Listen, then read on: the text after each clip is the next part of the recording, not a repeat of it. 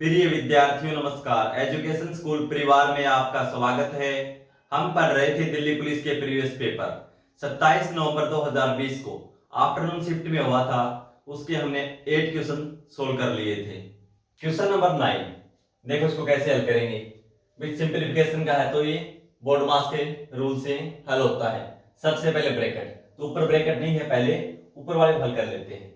फिर ब्रैकेट के बाद क्या आता है ऑफ का, तो इसको हल करेंगे। 7 से कैंसिल हो जाएगा 4, 4 गुना 5, का मतलब क्या होता है गुणा, इसके बीच में साइन भी गुणा का हो जाएगा यहाँ पे। तो 5 गुना 4 20, 20 में 5.75 जोड़ेंगे कितना हो जाएगा 25.75। फिर आगे है -4.5 बटा में देखो क्या है, इसमें ब्रैकेट है तो पहले ब्रैकेट को हल करेंगे। 15.8 में से 3.4 घटा देंगे तो कितना बचेगा 12.4, 3/4 ओ का मतलब का यानी गुणा, कितना हो जाएगा 12.4 प्लस, ठीक है, इनकी भी गुणा कर देंगे कितना हो जाएगा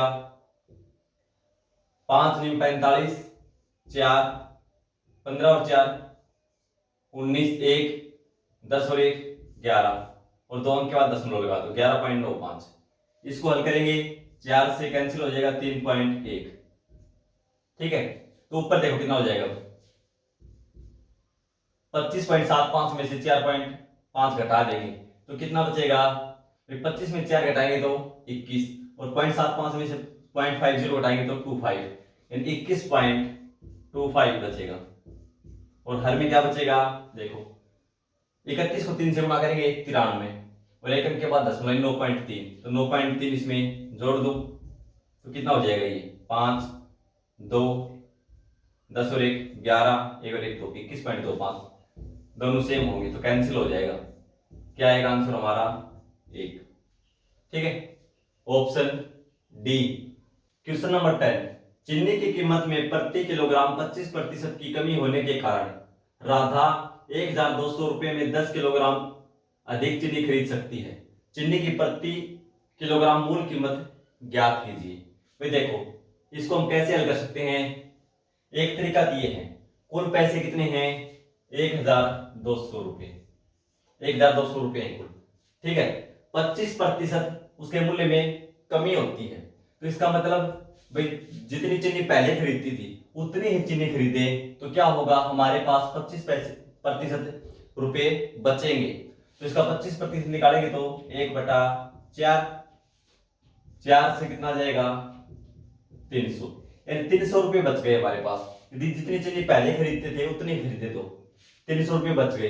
लेकिन 300 रुपये में क्या करती है राधा 10 किलोग्राम चीनी और खरीद लेती है तो 10 से भाग दे दो कितना आया 30 रुपये प्रति किलोग्राम। ये मूल्य कब का है, ये वर्तमान है, इन घटने के बाद का। हमें निकालना पहले वाला कितना कम हुआ था 25%, यानी मूल कीमत का ये 75% है।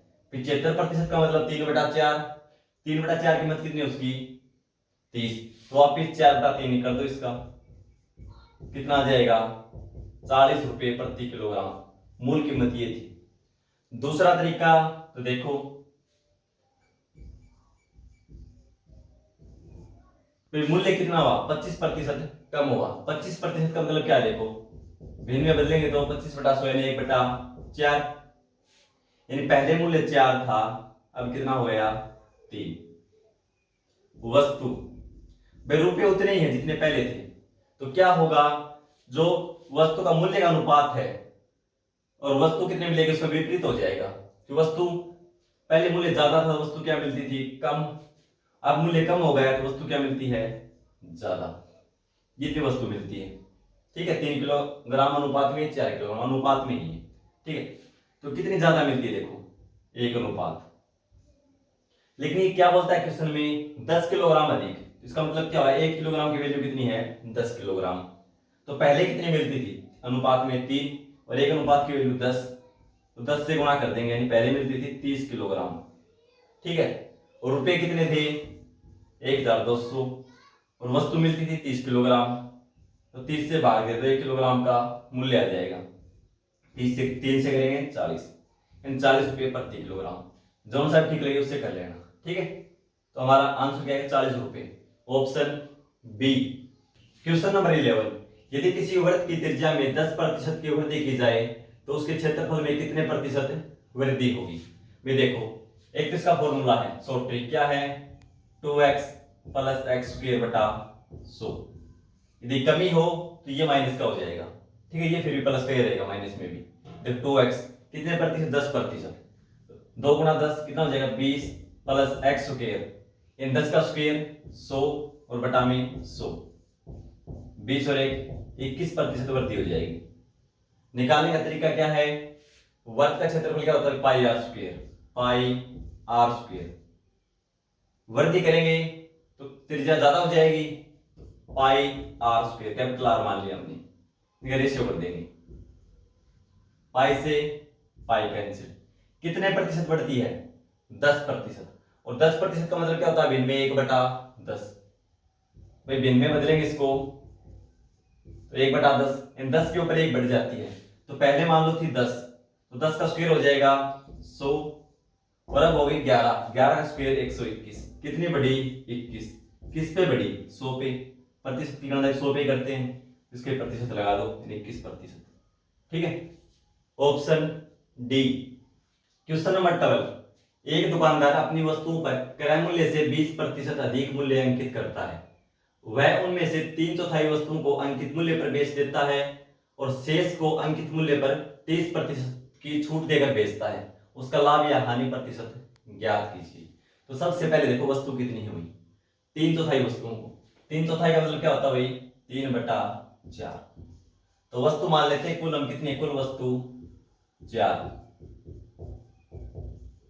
4 में से 3 को बेचता है, वो कितने पर, अंकित मूल्य पर बेच देता है, अंकित मूल्य जो उस पे लिख रखा है उस पे बेच देता है, और बच गया उस पे वस्तु एक बच जाएगी, उस पे क्या करेगा वो, 30% छूट देता है। कुल वस्तु में 4 मान ली, ठीक है, और उसका क्रय मूल्य मान लिया हमने, कॉस्ट प्राइस, प्रत्येक वस्तु का 100 रुपये, यानी पहली वस्तु का 100, दूसरी का 100, तीसरी का भी 100 और चौथी वस्तु का 100। स्टार्टिंग से देख लो एक बार, 3/4 वस्तु, 3/4, जितनी वस्तु है तो टोटल कितनी हो गई, 4, जो नीचे उसको टोटल वस्तु मान ली 4 है, 4 में से 3 पे क्या करता है वो, जो अंकित मूल्य उस पे बेच देता है, और जो वस्तु बच गई उस पे 30% की छूट देता है।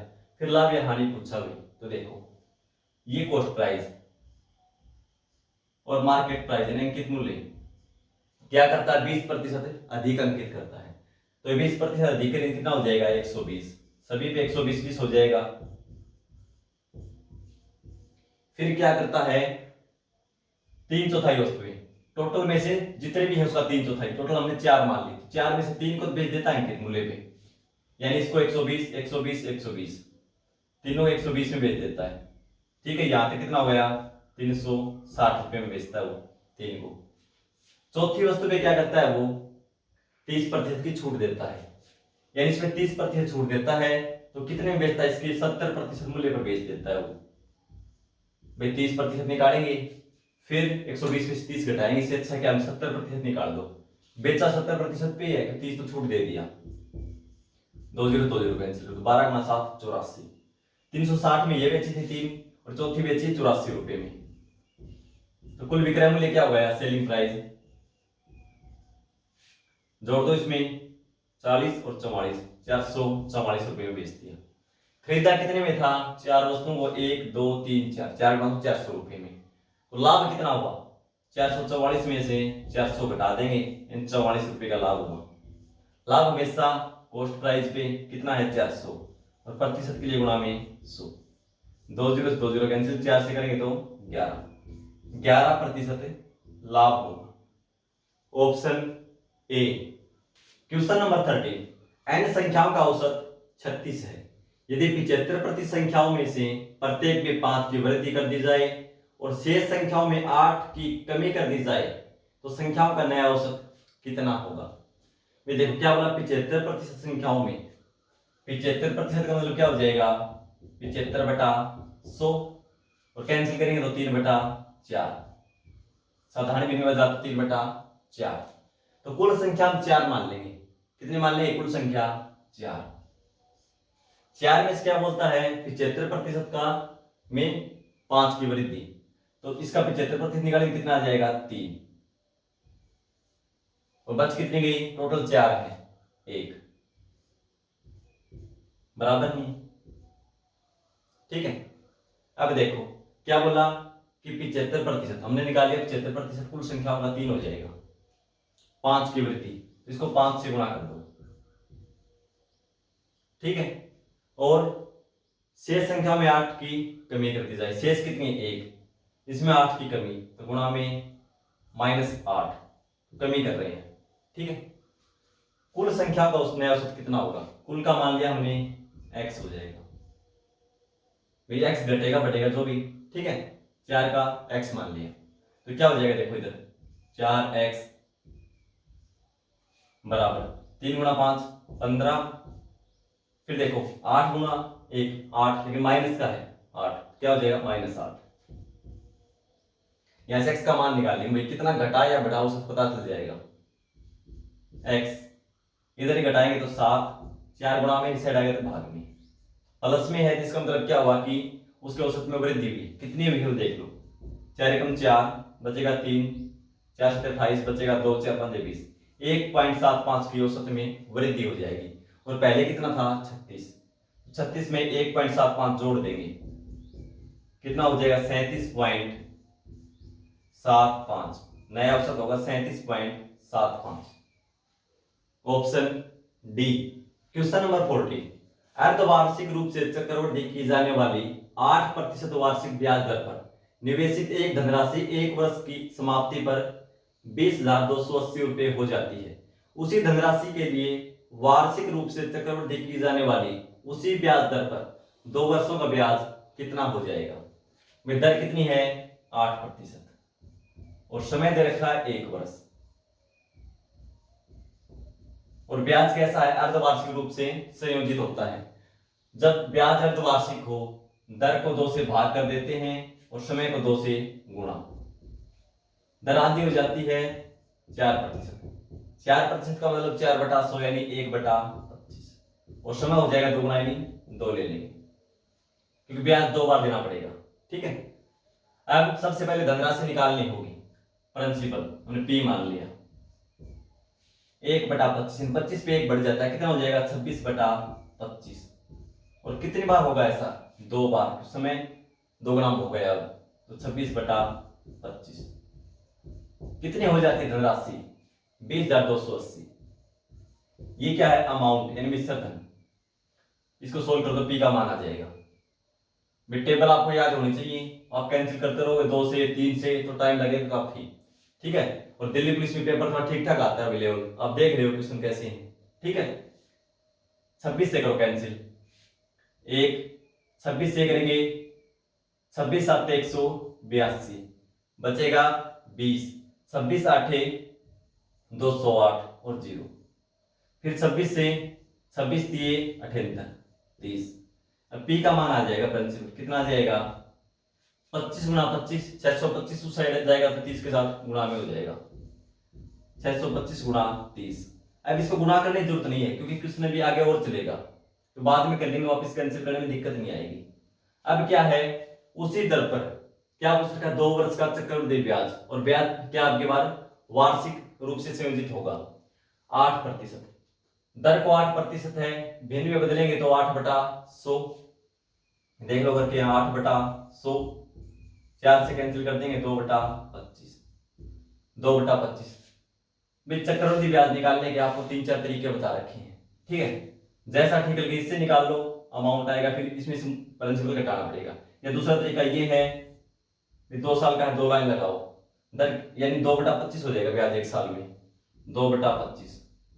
इसका 2/25 करेंगे, गुणा में 2/25, 25 से 25 बार में कैंसिल हो जाएगा, और 25 दूनी 50 गुणा 30 करेंगे तो 1500। देख लो कैसे किया मैंने, 625 गुणा 30 और इसका 2/25। ठीक है, 25 से 25 बार में कैंसिल हो गया, 25 गुणा 2 50, 50 गुणा 3 कितना हो जाएगा? 150 एक जीरो, यानी 1500 रुपये एक साल का साधारण ब्याज होगा। दूसरी साल भी 1500 रुपये साधारण ब्याज होगा।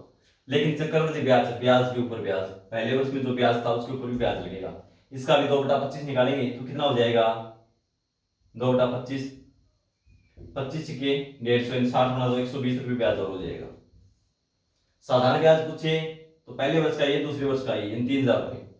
CIN कंपाउंड इंटरेस्ट पूछे तो ये जोड़ दो इसमें, 15 गुणा 2 30 और 120, 3120 रुपये चक्रवृद्धि ब्याज हो जाएगा। ठीक है, ऑप्शन बी। क्वेश्चन नंबर 15, एक रेलगाड़ी 400 किलोमीटर की दूरी को एक समान चाल से तय करती है। यदि उसकी चाल 10 किलोमीटर प्रति घंटा अधिक होती तो उसे वही दूरी को तय करने में 2 घंटे कम समय लगता।